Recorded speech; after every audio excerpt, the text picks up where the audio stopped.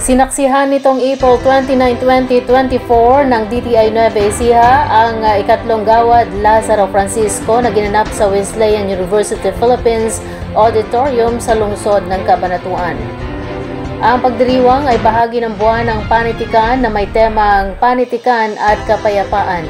Bahagi ng programa ang libreng seminar workshop sa pagsusulat ng tanaga at malayang taludturan at ang exhibit ng magagandang obra ng mga miyembro ng Likha Nueva Ecijano, isang samahan ng mga visual artist. Kabilang sa nasabing samahan sina Amang Pintor, Ivy Miranda at marami pang iba. Si Professor Jose Ray Monsayak ang pangunahing tagapagsalita sa nasabing pagdiriwang na isang premyadong manunulat at nobelista na nagdadala ng karangalan sa industriya ng panitikan. Habang ang pagsuporta ng DTI Nueva Ecija sa mga kalintulad na gawain ay upang mapalakas ang mga industriya ng likha at sining sa lalawigan.